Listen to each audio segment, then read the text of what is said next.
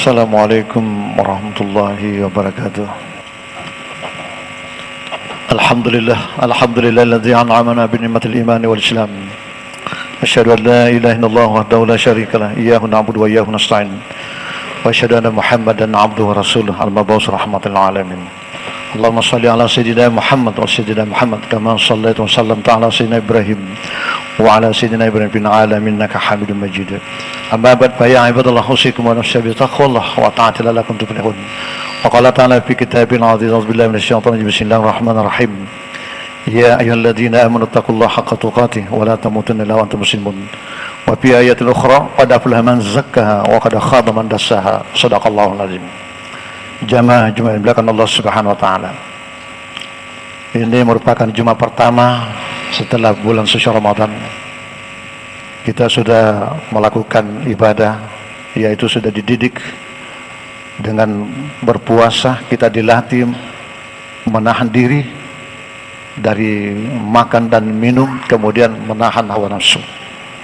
Kita sudah meraih kemenangan. Tapi kemenangan itu di bulan suci Ramadan hanya kemenangan sementara.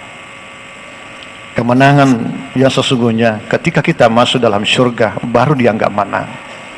Kita masih dalam proses, masih melawan berbagai macam musuh dunia, musuh hawa nafsu, kemudian musuh dari manusia, kemudian musuh dari syaitan.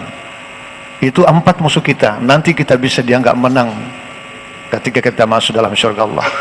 Makanya kemenangan di bulan puasa itu hanya kemenangan sementara, dan itu kita hadapi bersama-sama. Tapi kemenangan yang sepanjang masa, disitulah sebagai penentu apa yang kita dapatkan dari bulan suci Ramadan. Apa kita sudah dididik menjadi orang jujur ketika sendirian? Mampukah kita melakukan di 11 bulan? Kalau kita tidak bisa jujur selama 11 bulan ke depan, berarti sia-sialah kita menjadi orang jujur selama 1 bulan. Tidak ada manfaatnya. Makanya kemenangan itu bukan cuma di bulan suci Ramadan. Setelah kita mengatakan Idul Fitri kembali kepada suci, bisa saja ada orang disambung setelah selesai Idul Fitri, disambung lagi dosanya, melakukan lagi maksiat. Maka disitulah manusia dikatakan adalah kembali mengotori dirinya sendiri. Orang yang paling beruntung kata Allah dalam Al-Quran surah Syams ayat 9 dan ayat 10. Allah berfirman, qad aflaha man zakkaha, sungguh beruntung dan bahagia siapa orang yang selalu membersihkan dirinya, mensucikan dirinya dari dosa, baik dosa kepada Allah dan juga dosa kepada sesama manusia. Kemudian wa qad khaba man dassaha, sungguh celaka dan rugi dan binasa adalah orang ketika sudah bersih tapi kembali melakukan lagi dosa, melakukan lagi maksiat, baik dosa kepada Allah, begitu juga dosa kepada sesama manusia. Olehnya itu Allah mengatakan dalam Al-Quran, ya ayyuhalladzina amanu taqullaha haqqa tuqatih, wahai hambaku yang beriman, wahai hambaku yang beriman, ittaqullah, takutlah kepada Allah, haqqa tuqatih, dengan sebenar-benarnya takwa, wala tamutunna illa wa antum muslimun, janganlah engkau mati kecuali dalam keadaan muslim. Maksudnya kecuali dirimu sudah bebas dari dosa, sudah bebas dari tuntutan di hadapan Allah. Muslim itu adalah orang yang mati dalam keadaan ridha Allah Subhanahu wa taala. Itulah yang disebut dalam Al-Quran, ya ayyuhan nafsul mutmainnah irji'i ila rabbika radiyatan mardiyah fadkhuli fi ibadi wa dkhuli jannati. Wahai jiwa yang tenang, siapa? Adalah orang yang muslim ketika hidupnya menyerahkan dirinya kepada Allah Subhanahu wa taala. Mereka mencari kehidupan dengan cara yang baik, cara yang halal, cara yang diridai oleh Allah Subhanahu wa taala. Bukan cara dengan nafsu, bukan dengan cara menyakiti orang, mengambil haknya orang. Tetapi adalah muslim itu adalah orang yang menyelamatkan dirinya dari perbuatan dosa dan juga menyelamatkan saudaranya yang muslim atau sesama manusia dari perbuatannya itu sendiri. Oleh itulah yang disebut oleh Allah, irji, kembalilah. Ya, kembali ke mana? Yaitu kembali kepada Allah ketika dia meninggal radiyatan mardiyah, engkau ridha dan engkau diridai oleh Allah Subhanahu wa taala. Ucapan ini ketika kita meninggal, kita dipanggil oleh Allah dan dipanggil oleh malaikat, dan kita masuk dalam surga Allah Subhanahu wa taala tanpa hisab, tanpa pemeriksaan. Itulah inti kemenangan yang sesungguhnya, sebagaimana yang disampaikan oleh Imam Ghazali.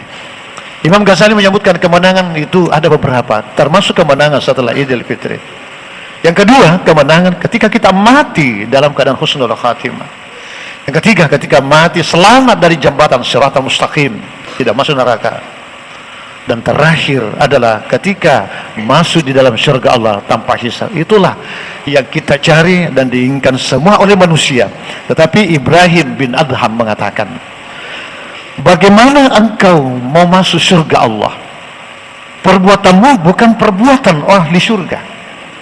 Engkau menginginkan surga Allah, engkau ingin selamat dari surga, engkau ingin selamat dari neraka, engkau menginginkan surga.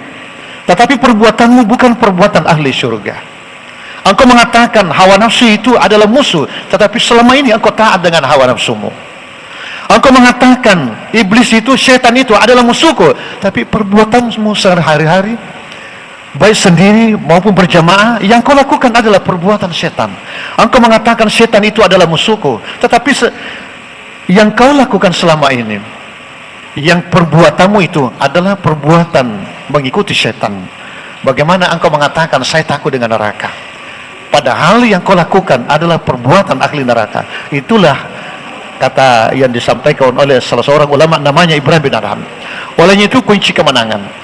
Kemenangan itu bukan cuma kemenangan sementara di bulan suci Ramadan, tapi kemenangan itu ada pada diri kita, mau mengambil atau tidak, yaitu kemenangan sepanjang masa, selama kita berpihak pada kebenaran, selama kita berada dalam ridha Allah, dalam arti melaksanakan perintah Allah, meninggalkan larangan Allah, kemudian kita mengikuti jejak Rasulullah. Itulah yang dimaksud dengan kemenangan sesungguhnya.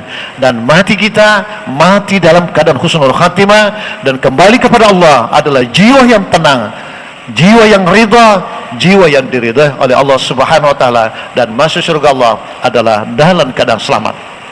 Karena tidak menutup kemungkinan banyak saudara kita yang sudah berpuasa, tetapi mereka belum tentu selamat. Tadi dosa kepada Allah, melanggar aturan Allah. Yang kedua, dosa sama manusia, mengambil haknya orang, tidak memberikan haknya orang. Kemudian apalagi tidak menyampaikan kepada keluarganya, menyuruh kepada kebaikan, tidak menyuruh salat, maka itu termasuk dosa. Kemudian ada orang juga maksudnya surga susah, memiliki dendam kepada manusia atau menganggap manusia itu sesat. Sekarang ini banyak banyak paham-paham sekarang, aliran-aliran, mereka mengatakan kamilah ahli surga. Belum tentu engkau ahli surga. Ada orang mengatakan bahwa dia adalah termasuk ahli bidah. Yang lucu, dia mengatakan ahli bidah menjadi makmum kepada ahli bidah.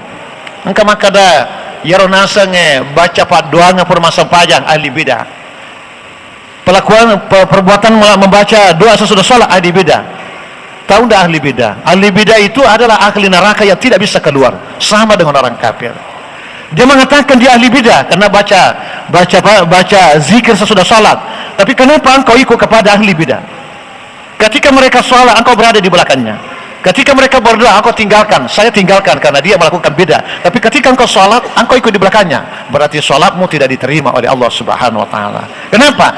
Karena engkau mengatakan dia ahli bidah, sementara engkau menjadi makmum di belakangnya. Hati-hati ucapan seperti ini. Karena ucapan yang seperti ini bisa membuat dosa. Dan orang seperti inilah yang tidak pernah tentram dalam jiwanya, tidak pernah merasa aman, tidak pernah merasa nyaman. Karena setiap dia melihat orang berdoa, dia gelisah, dia melakukan bid'ah. Sementara Allah mengatakan di dalam Al-Quran, ahli surga itu wa'tasimu bihablillah, adalah berpegang teguh kepada Al-Quran, agama Allah, dan juga hadis Rasulullah. Wa la tafarraqu, jangan bercerai-berai. Wa kunu ikhwana, kita ini bersaudara. Wa kuntum ala syar, kita pernah berada di jurang neraka. Jadi wa'tasimu bihablillah jami'an wa la tafarraqu wazkuru ni'matallahi 'alaikum iz kuntum a'daan fa'alafa baina qulubikum. Ini orang seperti ini yang memiliki dendam kepada sesama muslim. Jangan harap dulu bisa sama-sama masuk surga Allah Subhanahu wa taala. Orang yang memiliki kebencian, apalagi mencap saudaranya ahli bidah. Kalau saudaramu bukan ahli bidah, maka engkau yang ahli bidah, engkau yang sesat. Karena Nabi mengatakan, janganlah menunjuk saudaramu dia kafir, janganlah menunjuk saudaramu dia bidah. Karena apabila engkau menunjuk saudaramu kafir dan dia bukan kafir, menunjuk saudara ahli bidah dan bukan bidah yang dilakukan, maka engkau lah yang termasuk apa yang kutuduhkan itu. Olehnya itu, mari kita ahli surga itu kata Rasulullah adalah tahabub, saling mencintai. Kemudian tawadu, saling menyayangi. Makanya apabila ada dalam hati kita ada kerenggangan, ada kebencian dengan saudara kita, selalu pun bersama berjamaah, selalu pun sama-sama melakukan ibadah, tapi dalam hati kita ada kebencian, itulah yang dimaksud oleh Allah, bahwa engkau tidak akan bisa dulu masuk surga Allah. Karena ahli surga adalah ruhama'u bain, kata Allah, adalah penuh dengan kasih sayang dengan saudaranya. Sehingga Rasulullah mengatakan, la tu'minu hatta tahabbu, engkau tidak termasuk beriman walaupun ibadahmu. Bagaimana ibadah yang kau lakukan? Hatta tu'minu, sehingga kau beriman. Wala tu'minu hatta tahabu, dan engkau termasuk bukan orang beriman kalau engkau tidak mencintai saudaramu. Wala tahabu hatta tawadu, dan engkau tidak termasuk orang saling mencintai sebelum engkau saling sayang menyayangi. Olehnya itu termasuk dosa yang kita tidak sadari adalah mencap saudara kita bahwa dia bukan saudara kita, tidak boleh duduk bersama, tidak boleh menemani, tidak boleh bersama, karena mereka itu adalah ahli bidah, adalah yang sangat dibenci oleh Allah Subhanahu wa taala. Padahal saudaramu belum tentu ahli bidah. Kenapa? Karena kayaknya engkau tidak memahami apa sebenarnya hakikat dari bidah itu sendiri. Olehnya itu, mari kita bagaimana kembali bersatu, karena kita masuk surga harus orang saling menyayangi, bukan orang saling membenci.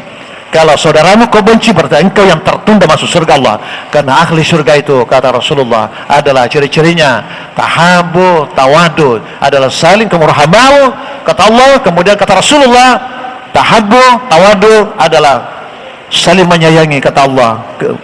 Yang kedua kata Rasulullah, saling mencintai, saling menyayangi. Itulah ciri-ciri ahli surga. Olehnya itu, mari di hari kemenangan ini kita jadikan kemenangan itu bersatu. Ikhwana, innamal mu'minuna ikhwah, kata Allah dalam Al-Quran, bahwa sesungguhnya orang beriman itu adalah bersaudara. Apakah bisa bersaudara kalau ada kebencian?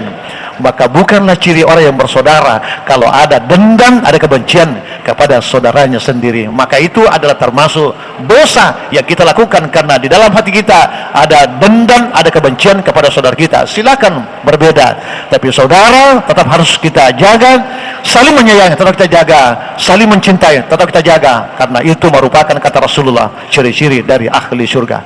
Olehnya itu, Islam tidak bisa kuat tanpa saling mencintai, tanpa saling menyayangi. Karena kekuatan itu lahir dari saling mencintai, saling menyayangi. Karena kalau ada kebencian, maka berarti Allah melanggar Allah. Wala tatafarraqu, jangan bercerai-berai, berarti itulah larangan yang kita lakukan karena kebencian yang kita pupuk dalam hati kita. Olehnya itu, kemenangan sebagai kesimpulan, kemenangan itu bukan kemenangan setelah lebaran, tapi kemenangan itu ketika kita menahan hawa nafsu sepanjang masa, bersatu sepanjang masa, saling mencintai sepanjang masa, sebagaimana yang diajarkan Rasulullah. Bagaimana saling mencintai? Kata Rasulullah, usyus salam, berilah salam ketika ketemu, kapan dan di mana, assalamualaikum. Maka di situ kalau selalu menyebarkan salam, maka Islam akan nampak dan akan kuat, dan disitulah kejayaan Islam itu sendiri. Kemudian kemenangan adalah ketika kita mati dalam keadaan husnul khatimah, itulah kemenangan sebagai yang kedua. Kemudian ketika kita melewati sirat mustaqim, kita selamat, itu juga kemenangan sesungguhnya. Yang ketiga terakhir adalah ketika kita masuk surga, disitulah kita baru dianggap sebagai kemenangan yang besar yang kita inginkan. Mudah-mudahan apa yang sampaikan dalam khutbah ini ada manfaatnya kepada kita, terutama kepada diri saya. Marilah kita bagaimana menjaga persatuan dan persaudaraan, sekalipun berbeda, sekalipun beda organisasi, beda paham, tapi yang kita harus satukan adalah saudara. Innamal mu'minuna ikhwah, itu sebagaimana perintah Allah dalam Al-Quran. Situ kita akan sama-sama masuk surga Allah Subhanahu wa taala. Semoga ada manfaat kepada kita, terutama kepada saya. Barakallahu li wa lakum fil Qur'anil azim, wa nafa'ani wa iyyakum fi minal ayati wa dzikril hakim, wa taqabbal minhu wa minkum tilawatahu innahu huwas samiul alim.